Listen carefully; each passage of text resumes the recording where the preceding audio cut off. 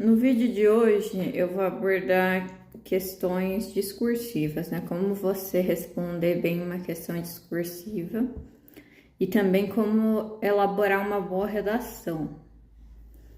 Bom, inicialmente,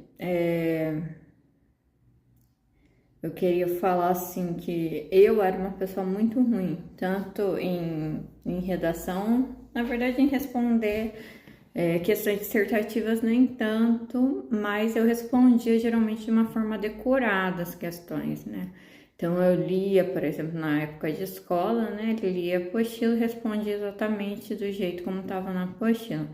Então eu tinha o costume de decorar o conteúdo. Aí, com o tempo, né, também pelo local em que eu trabalho, eu aprendi a escrever, né, melhor. E aí, com isso, as minhas questões dissertativas também melhoraram, né, em virtude de eu conseguir organizar melhor o meu raciocínio para conseguir colocar ele na prova, né, em palavras. E em relação à redação, eu era muito ruim em redação. Tanto que a minha primeira redação do Enem, que foi logo depois que eu saí da escola, a minha nota foi 540. Aí, depois que eu saí da escola, eu fiz esse vestibular, né? Só por fazer, não passei em nada. E aí, depois, lá para 2021, se eu não me engano, no Enem de 2021, eu fiz de novo um Enem. E a minha nota da redação, aí eu já tinha me preparado para redação. Eu tirei 920 na redação e em 2022 eu tirei 900, né? Então, um pouco menor, mas ainda uma nota muito boa, né? E infelizmente eu não tenho acesso a essas redações para mostrar para vocês. Eu tenho acesso só mesmo às notas que eu vou mostrar daqui a pouco. Mas aí eu vou mostrando aqui, né? Como eu tô fazendo faculdade, eu tenho alguns exemplos de redação dissertativa argumentativa e também exemplos de respostas de questões dissertativas numa prova de direito, né? Que eu faço curso de direito. Eu terminei o segundo semestre. Nas provas do primeiro semestre tinha muitos exemplos melhores para eu dar de resposta, mas infelizmente eu não sei onde eu coloquei o meu material do primeiro semestre. Eu procurei, mas não achei, infelizmente. Então, eu vou mostrar aqui no notebook, né? A questão das minhas notas, a questão das redações dissertativas argumentativas e também de exemplos de questões discursivas resolvidas, como eu faço, né, para respondê-las, né? Isso é útil tanto para vestibular, para prova de faculdade ou para concursos, né? Existem alguns concursos que cobram questões dissertativas, né? Como, por exemplo, o concurso do Tribunal de Contas da União, que é um concurso que está em andamento aí. Infelizmente já esgotaram as inscrições, né? Para quem tinha interesse, mas é um concurso que vai cobrar questões discursivas. Então, existem, né, concursos que cobram, né, ou redação ou questões discursivas. Por isso que eu achei interessante abordar esse tema aqui. Mas agora, né, sem mais enrolação, eu vou passar então aqui para o notebook para mostrar na prática, né, como responder ou como responder as questões ou como fazer as redações. Então, iniciando aqui primeiro, né, pelas minhas notas do Enem. Bom, aqui a gente tem a nota do Enem de 2014, como vocês podem ver, a minha redação foi 540, uma nota muito baixa, assim, lamentável, né? Aí, vamos para o Enem de 2021, que foi o que eu obtive a maior nota. 920, que foi um Enem que eu me preparei para fazer a redação. Então já subiu bastante a nota. E por fim, o Enem de 2022, que caiu um pouco a nota, mas não muito. Tive uma nota aqui de 900. Lembrando que a nota do Enem vai de 0 a 1000, a nota da redação. Eu não tenho nem a redação de 2014, nem a redação de 2021, nem de 2022. Por isso que eu peguei aqui como exemplo uma redação que eu fiz para o site Imagine, que é um site para treinar redação, que foi o site que eu usei, né, para treinar redação para o Enem. Tá? Aqui em cima tá escrito 2021, mas é só porque eu imprimi várias folhas iguais, tá? Não foi esse o tema da redação do Enem 2021. Esse texto, o tema dele foi os desafios da instabilidade política no Brasil. Tá? Foi um tema dado lá pelo site do Imagine mesmo, não tem nada a ver com o Enem. Aí eu treinei, né, mandando a redação para eles corrigirem, por isso que tem esses númerozinhos aqui de observações ou correções. Nem sempre é correção, tá? Alguns é só observação mesmo. Nessa redação especificamente, eles me deram a nota 960.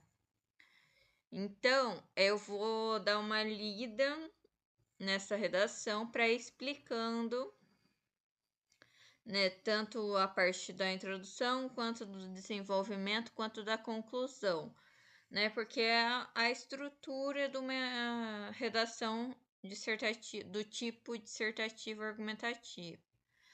Tá? Então, iniciando, né, no primeiro parágrafo, o primeiro parágrafo, ele deve ter uma contextualização, então é importante você colocar algum repertório sociocultural, que pode ser a menção a um livro, né, uma obra, ou uma lei, ou um filme, algo assim que demonstre que você tem repertório sociocultural, né? Nesse caso, eu usei a obra Utopia de Thomas Moros, porque é uma obra que dá para usar, dá para encaixar em vários temas, né?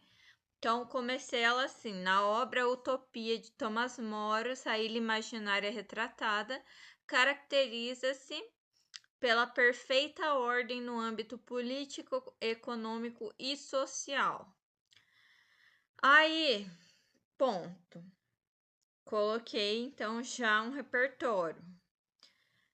Agora começam os conectivos, né? Para o seu texto ter coesão e coerência, para ser um texto, né, que tenha fluidez na hora de ler, que seja assim um texto bom de ler, é muito importante que você faça o uso de conectivos, né? Não podem ser frases soltas. Então, por isso que toda vez você deve ligar tanto para começar um novo parágrafo, quanto dentro do mesmo parágrafo, é importante você sempre usar conectivos. Nunca comece uma frase do nada, assim, sem conectivo, tá? Aí eu coloquei, entretanto, né? No Brasil odierno, para em vez de usar atual, eu coloco odierno, que é uma palavra mais bonita, né? Mas também não precisa usar palavras difíceis, né? Só que se você puder usar, também usa, né? Mostra que você tem aí algum repertório mais amplo, né? Então, entretanto, no Brasil odierno, a realidade não condiz com a ficção, uma vez que a instabilidade define a política brasileira. Ponto. Mais um conectivo. Nesse contexto, esse é um que eu uso bastante. Nesse contexto, a redução dos investimentos no país por parte de fundos internacionais, bem como os prejuízos causados no agronegócio, representam os principais impactos da falta de estabilidade governamental. Aqui eu apresentei a minha tese. Então, nessa parte eu apresentei a minha tese com 2 núcleos. Isso é bom porque facilita no desenvolvimento, porque aí você coloca um parágrafo de desenvolvimento referente à primeira causa do problema e o segundo parágrafo desenvolvendo a segunda causa do problema. Então, por isso que é importante uma tese com 2 núcleos, facilita bastante na sua redação, tá? Então, eu coloquei que existem 2 causas para a instabilidade política, né? E aí, em cada parágrafo do desenvolvimento, eu vou falar sobre uma delas. Então, aqui, em primeiro lugar, novamente, não tá começando do nada. Faz-se necessário salientar a diminuição das aplicações de recursos no Brasil por parte de investidores estrangeiros. Aqui. Consoante a dinâmica do mercado financeiro, quanto maior o risco que um país apresenta, menores são os investimentos nesse local.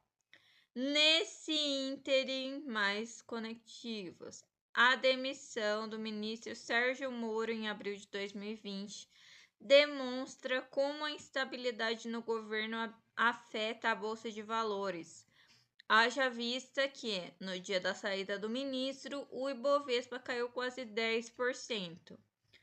Por fim, então, eu usei em primeiro lugar, isso eu não troco muito, tá? De uma redação para outra. Então, no começo do desenvolvimento, eu uso em primeiro lugar. Faz-se necessário salientar, tatanã. Aí, consoante, né? E cito algum dado. E depois eu retomo aqui. Dessa maneira, é evidente que a redução de investimentos é uma das consequências do cenário caótico brasileiro. Agora, o segundo parágrafo do desenvolvimento.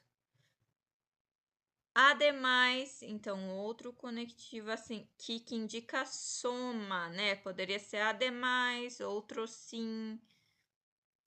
O agronegócio é afetado diretamente pela volatilidade da política no Brasil. Nesse sentido, o economista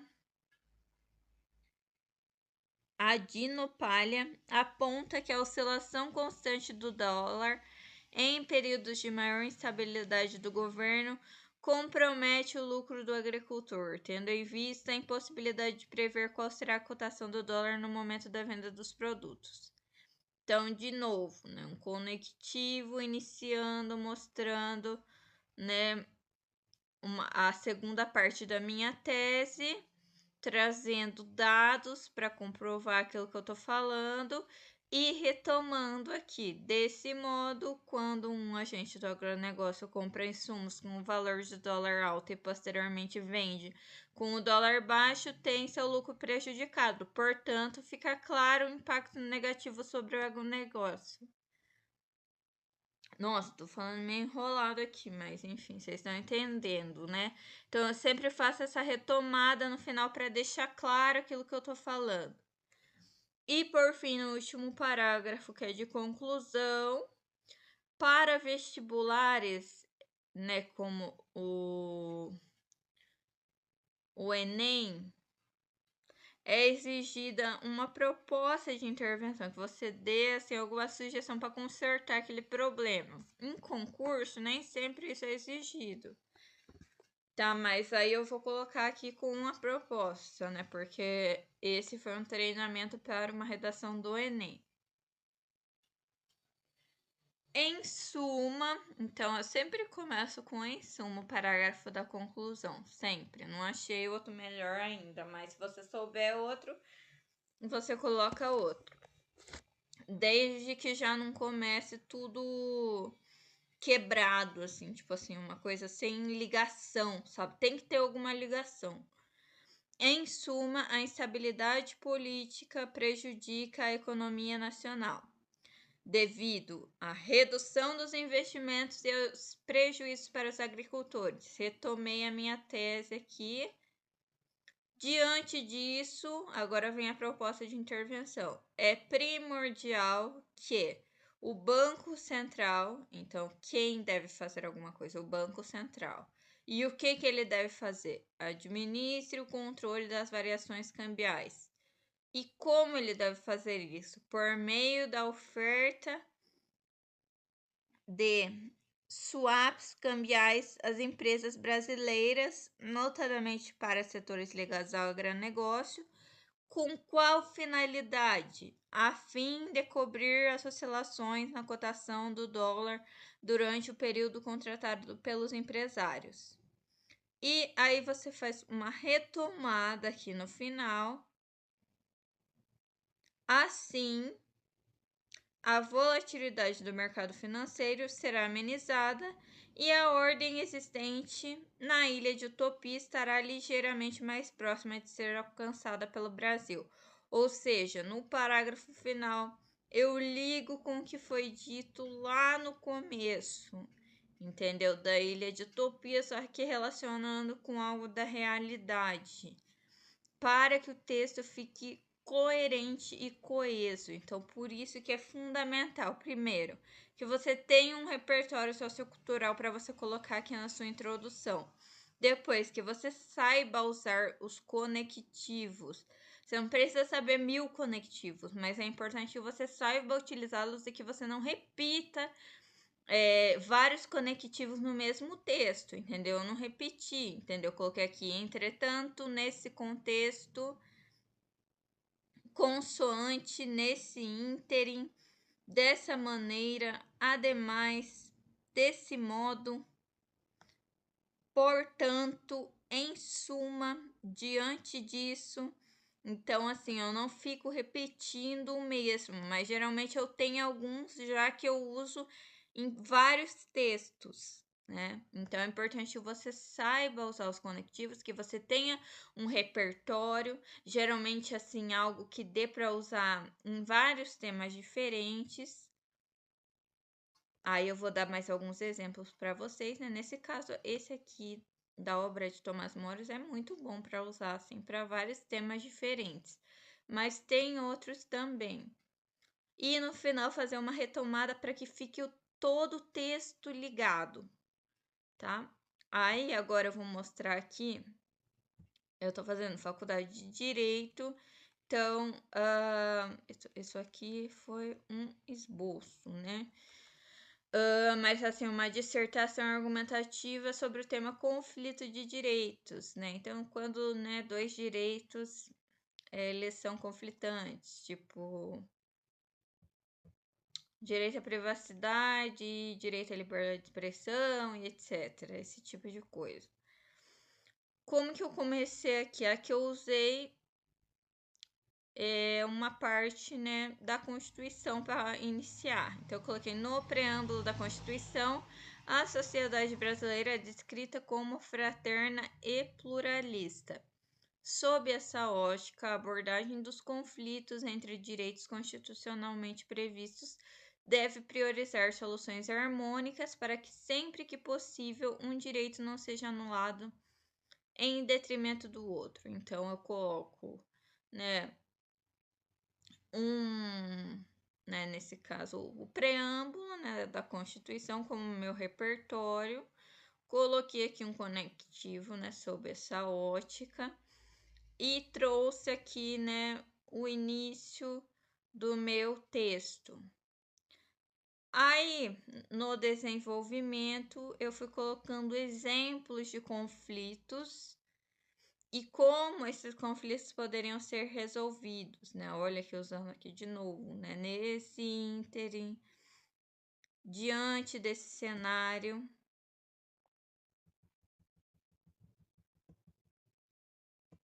assim,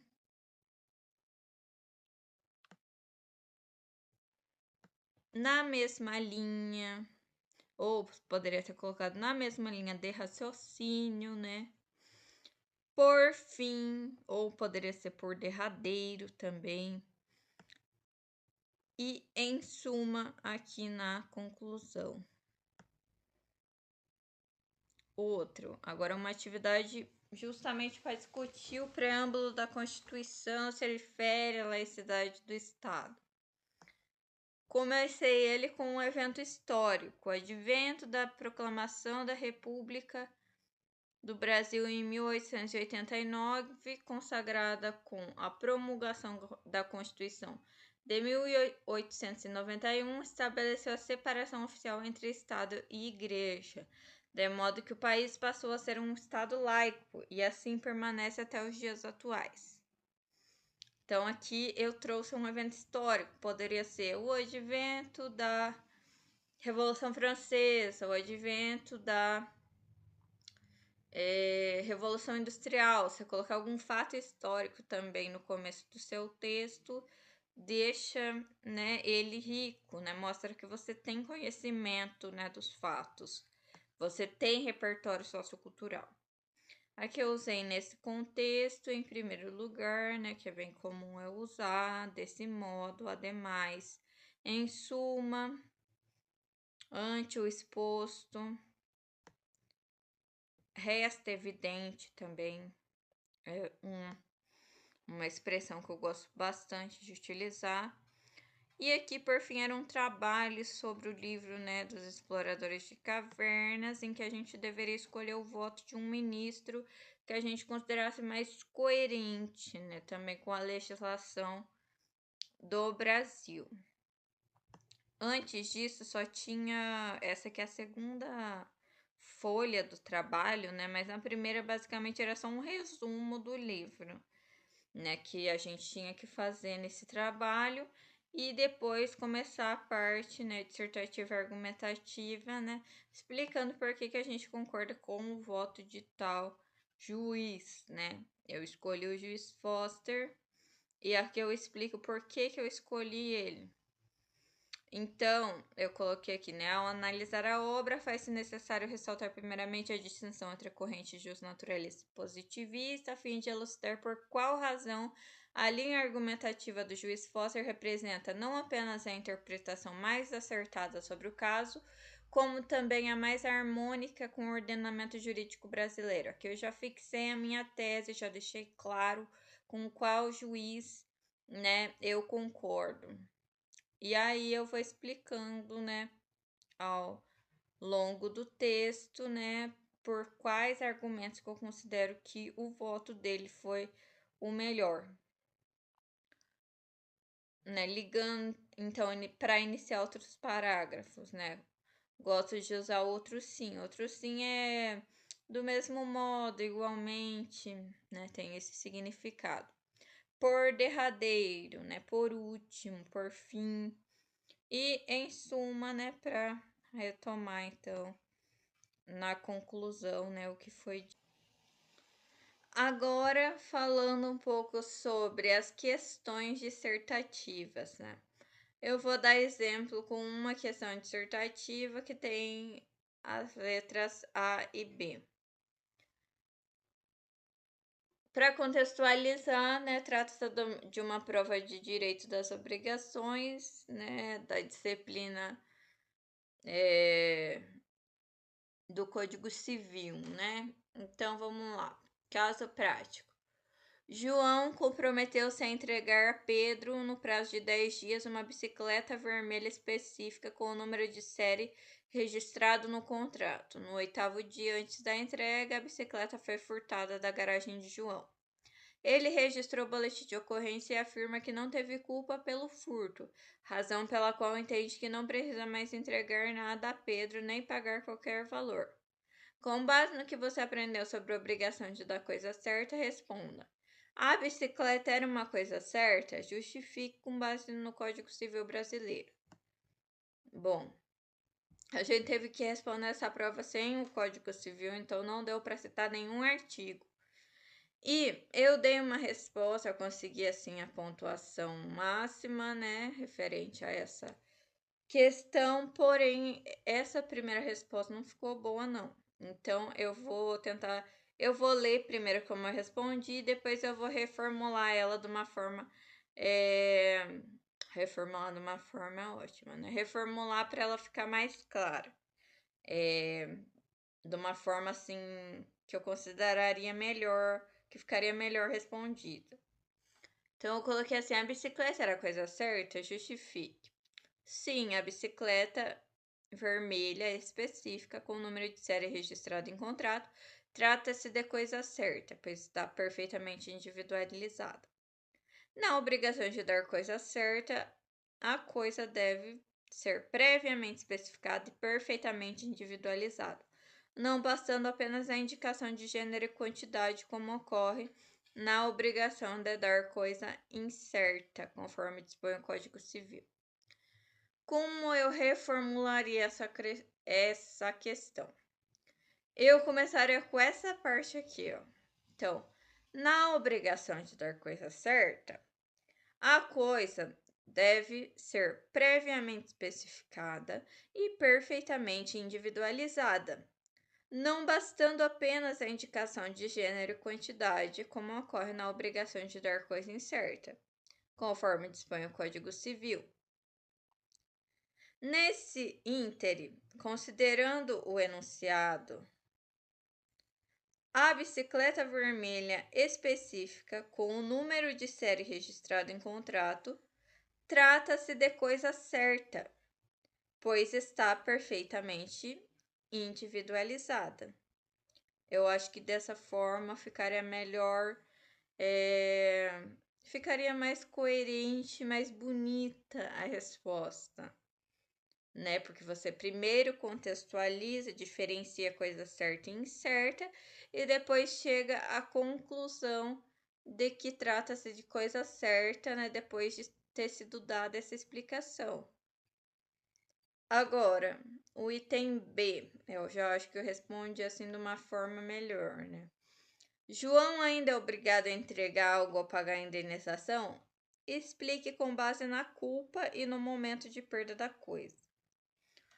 Como o caso em apreço consiste em obrigação de dar coisa certa e a perda ocorreu antes da tradição, esclarecendo aqui tradição como entrega efetiva do bem, sem culpa do devedor, o Código Civil dispõe que, nessa hipótese, a obrigação se extingue e as partes retornam ao status quo.